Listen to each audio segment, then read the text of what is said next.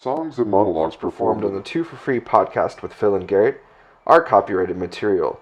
We are presenting them strictly for educational purposes. We ask that you support the original artist by downloading the songs in their entirety and acquiring their sheet music through reputable sources. Links and info are in the description.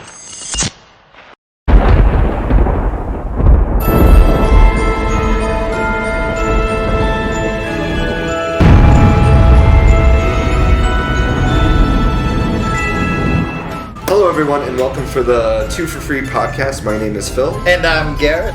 Horror stories from auditions and performances. We got a special guest in the studio today, and his name is... Hey everybody, James Maris here. So James, tell us a little bit about yourself. Yeah, currently I live in Vegas. I am a composer primarily, but recently I started a YouTube channel. And if it's music, I do it. My YouTube channel consists of educational videos, compositional videos, some performances, improv. I also do a good amount of musical theater. That's how I know these guys. Yeah. And you just got through with a performance in Taiwan. How was that? Correct. Taiwan was great. They took really good care of us. Everybody was super polite, super hospitable. It was a cultural exchange between the indigenous people of Taiwan and some groups from Hawaii. We had a rap performer, we had a hula halau, a traditional three-piece Hawaiian band, and myself, just kind of doing singer-songwriter, folksy stuff. Nice. Now, in today's episode, we're doing a theme. Ooh. Today's episode, we're doing scary stories from auditions or performances. So, auditions from hells, multiple hells? Yeah, depending. That works, sure. Performances from hell, like if you drop a line or you forget your lyrics. I know I've done a few, so. Do you have any stories for us, Phill? Oh my gosh, dude.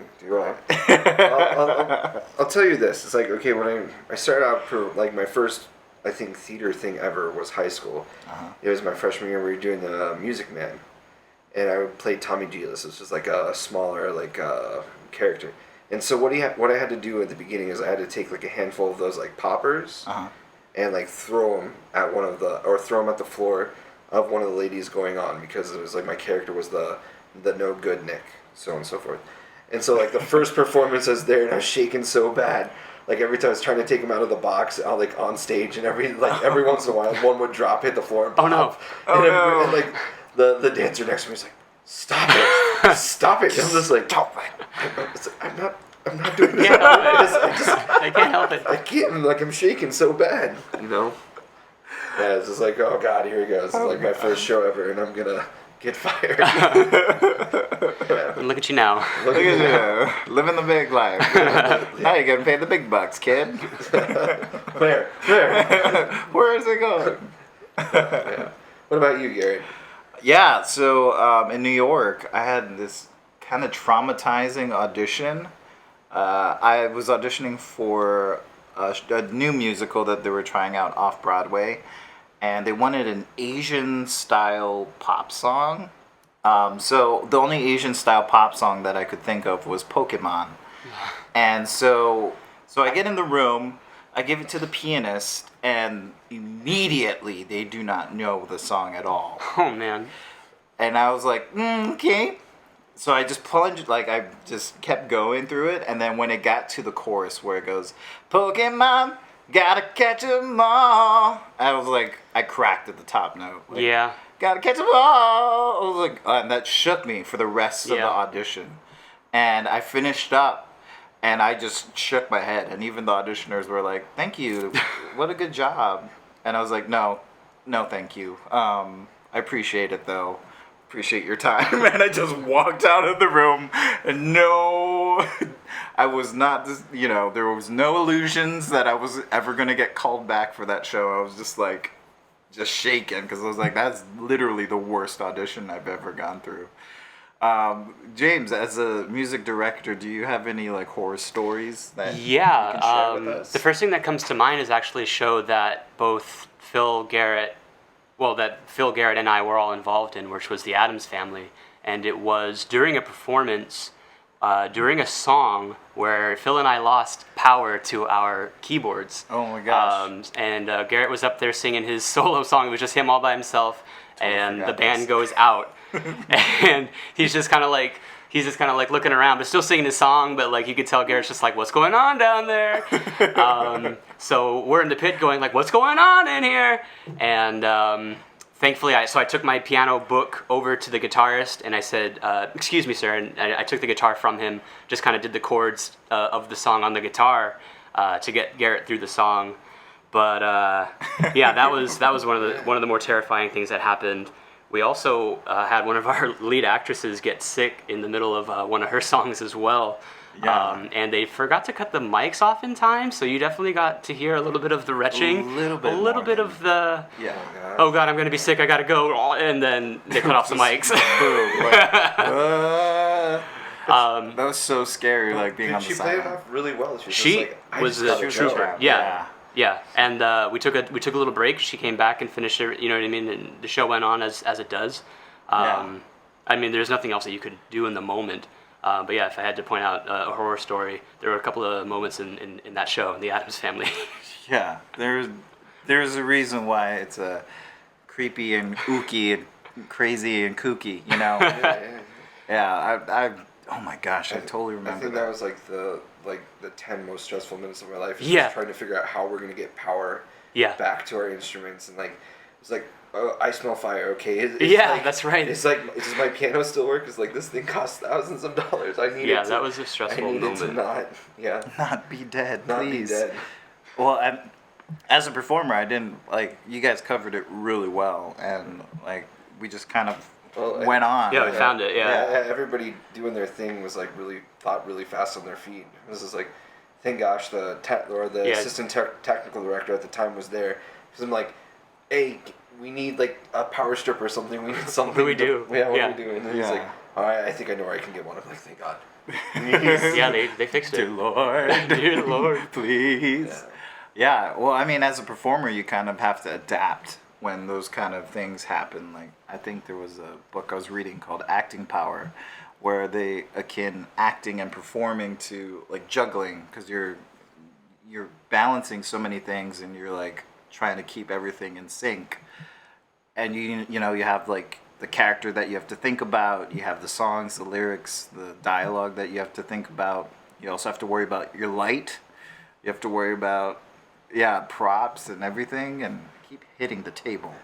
So if you hear little that's Garrett being a true actor, not being able to like talk without his hands. Very gesticulating. But I heard somewhere that like musical theater is like the activity that uses like the most of your brain, like at any given moment, and I could believe that, because you know what I mean. You're in character, like you said. You're thinking about your lines. You're thinking about your song. In most cases, there's movement of some sort, blocking, and it's just really tricky in order to be in the moment. Anything could go wrong at any given time, and you're right. It's just like juggling, to where you just have to be in the moment. You have to be prepared for one of those balls to fall, and some of the excitement about musical theater is, what do you do when you mess up? It's about fixing those moments and catching each other and having it be organic. That kind of like differentiates people who are more familiar with theater than like people starting out. It's just that ability to keep going when things aren't going. And that's kind of a good philosophy for life. Right. You know? Just keep going just when things are just keep going. Just keep swimming. Just keep on going. No, it's always those things I'm like trying to think about. It's like there's times where you always had to cover for people, right? Where it's just like they can't get their line out to save their lives on that performance, and you're just like, we're just gonna roll with it, or let's just end the scene. I mean, I've happened that a number of times. Yes. We did a class in college, right? And I like totally dropped the whole verse, and I was like, we just kept going. We were just looking at each other like, what the hell do we do? We're just like, all right, we're just gonna, okay, I think this is where it is, and we're just gonna jump back into it.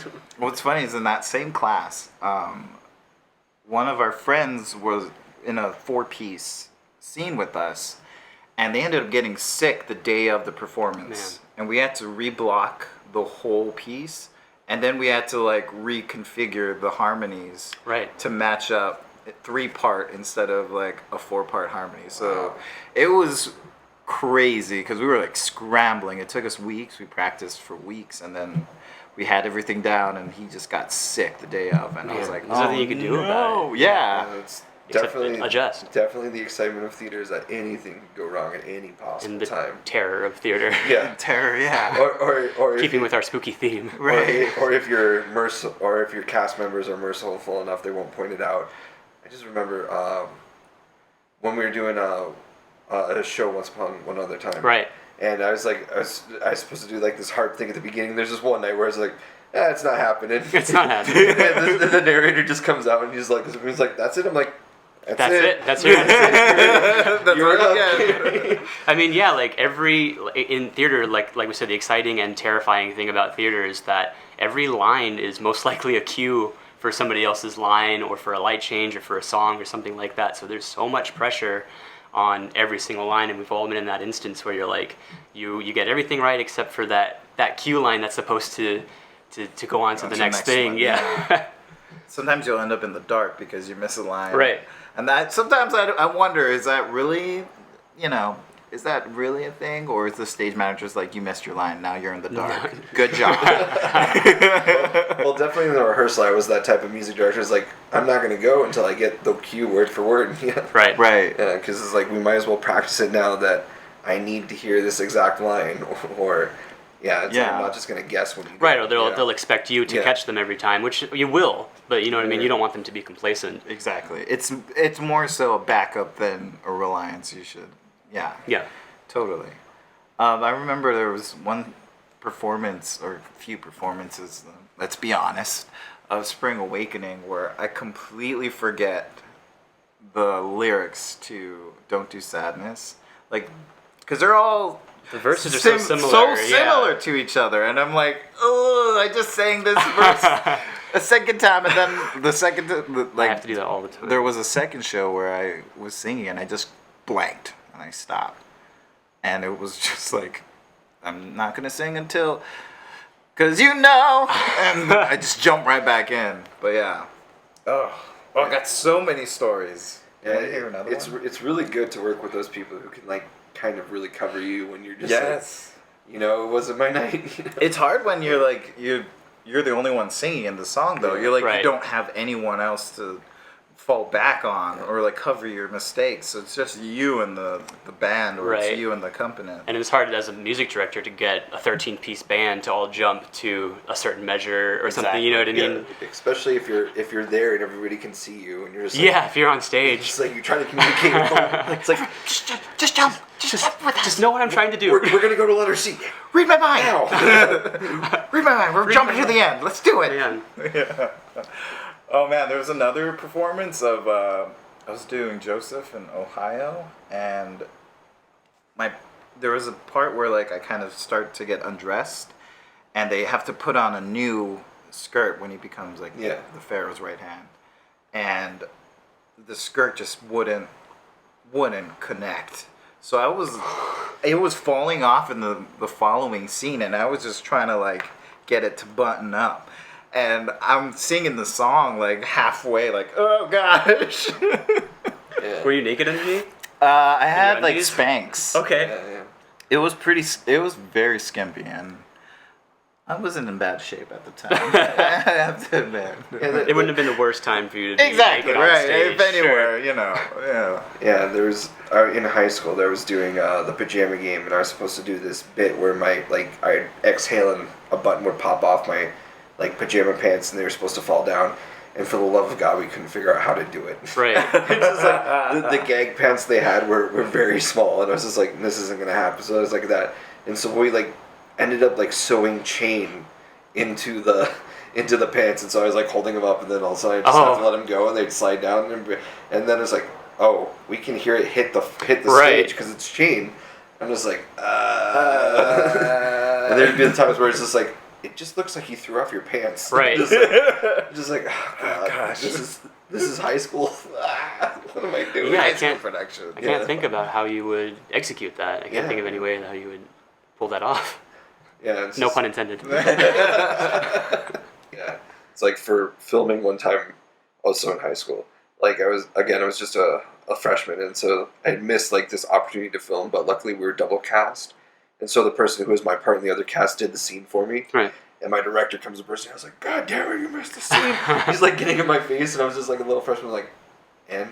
It's like, I didn't understand what was going on at the time. I was like, oh, I was supposed to be out there for that line. This is a big deal. Totally People are relying on me. So there was a performance of I was like teching a show, and I was the light board operator, and there was a scene, I think it was Oklahoma, and there was supposed to be an entrance, like a grand entrance, and then all you hear over the microphone was the sound of piss into a toilet. Yikes! Oh no! I think, yeah, and so like it was a preview night, luckily, Yeah. so it wasn't like a full house, but all you hear is the pee just going off for like 2 minutes. Oh no! And I'm like, oh my god! So you were on sound for that one? No, I was light. I was light board. Luckily, I didn't have to deal with like, let's just fade that Right, out. But why didn't somebody fade that I don't out? know. I think You did like throw something in the sound guy or the sound technician, like, hey, just cut it. This guy's mic's on. Can you not hear the feed? turn it off. But it was hilarious. Yeah. I was dying. Yeah, that's good thing it was a preview though. Right. Yeah. Well, kind of the same thing happened to me, but it was like sits probe. I didn't realize they kept the mic on the entire time. So like in between songs, I ended up like going to the bathroom, and I come back and everyone's just looking at me, and they just Oh man! Oh God, no! Oh man! yeah. I was like, what? It's like, You kept it on? Man, yeah. Do you guys have any more? I feel like I'm just telling my like. I feel like I have a lot of them. Well, I think anybody who's performed for a while is just like, dude, I have so many horror stories about like performing piano when I was younger. It's just right? Like, I was like, yeah, I was at the piano recital, and I just totally fucked my song up. Like it was so bad. Where it was like, I went to just, can I just start again? She's like, no, just finish it. Yeah. I'm just like, oh God, like crying on stage. Oh man! It's like just crying. I'm just like, oh God, I hope I'm not ruining anybody else's shows. I think I was like 11 at the time.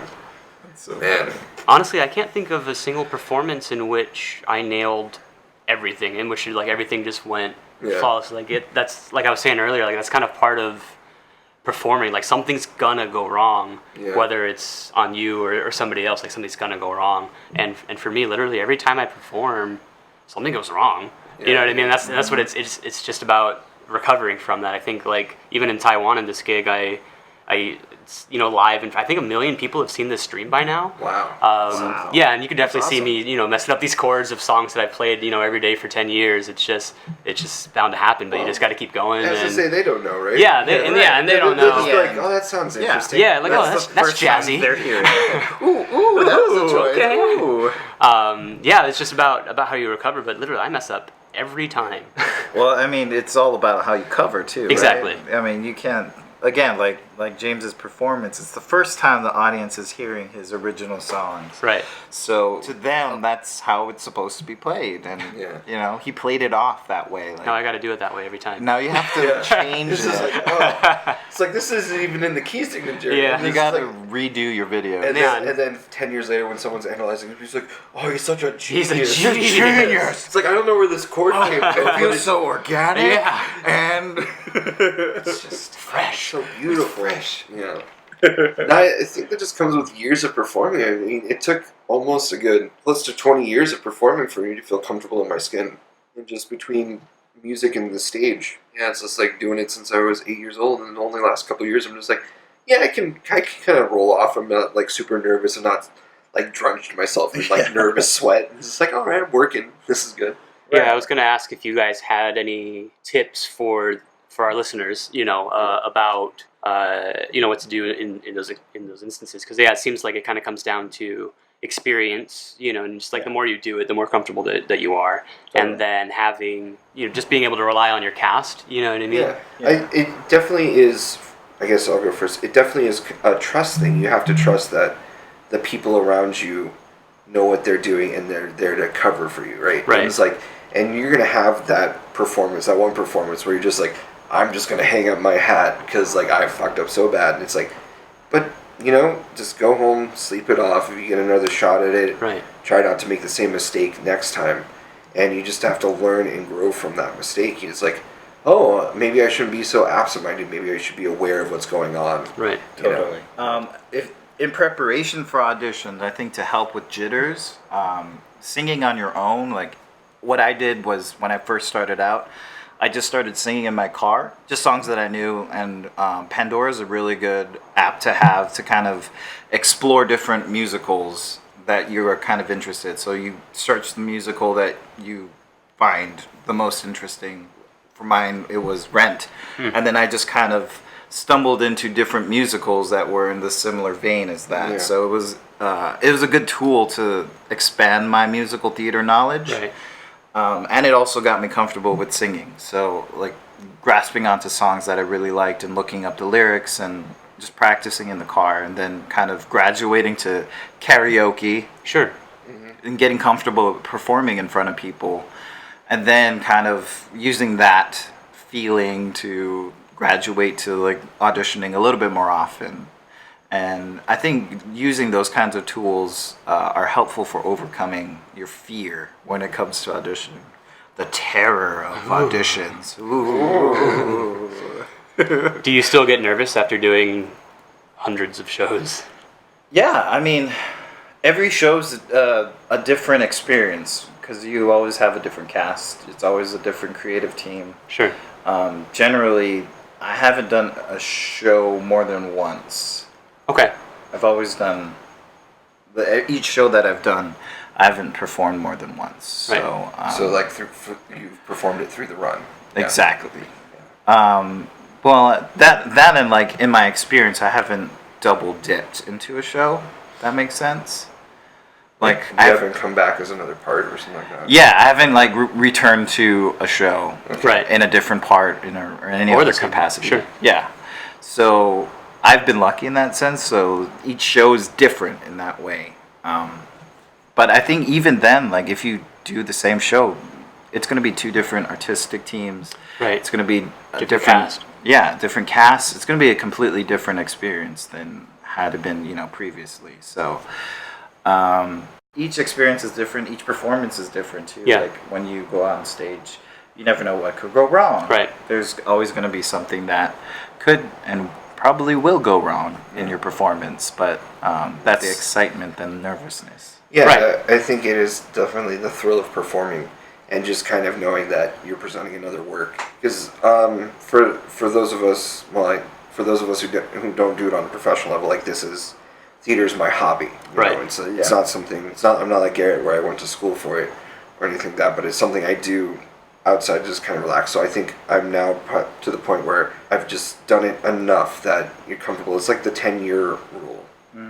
It's like you've done something for so long that you, not necessarily professional at it, but you're very comfortable and you're very good at what you do. Yeah. And yeah, I was gonna say just not being afraid to have fun. That's the joy of live theater, man. But yeah, I guess we can wrap it up here. Yeah. Okay. Yeah. All right. Well, thank you. This has again been the 2 for Free podcast, and our guest today has been James Maris. So tell us, James, where we can find you. Yeah, so again, I'm on YouTube at youtube.com/JamesMarisMusic. If you want to show your support, I'm on patreon.com/JamesMarisMusic. If that's too much to type, just Google me, James Maris, Mares. Thanks for having me, guys. I really appreciate being on the show. Yeah, no problem. You're welcome. Then my co-host Garrett, where can they find you? You can find me on YouTube. I don't know why my voice cracked. But you can find me on YouTube at youtube.com/Tenacious Tea Kettle. That's Tenacious with the number 10, ACIOUS, Tea Kettle, TEAKETAL. And you can find me at the same way on Instagram and Facebook. And what is the theme of your channel? I do a lot of motivational videos. I just finished up a 3-part cleaning series where I cleaned my room, and I do Motivational Minute Mondays. I'm starting a new segment on the show where I do a weight loss journey, so stay tuned for that. Definitely check out the cleaning room one. The before and after is really good. Startling. And Phill, where can they find you? I am also on YouTube, just Phill Foster, if you look that up, or Phill Foster. I do music on YouTube, a couple of my own original songs and covers from here and there. I've been kind of sporadic over the last 10 years, but when the moment strikes me, I put something up. So, but otherwise than that, I'm also Phill with 2 L's, pretty much on every other platform. And you can find us both on 2 for Free Podcast on Instagram and Facebook. This is 2 for Free Podcast. Thank you very much. Have a good day, everybody. Peace.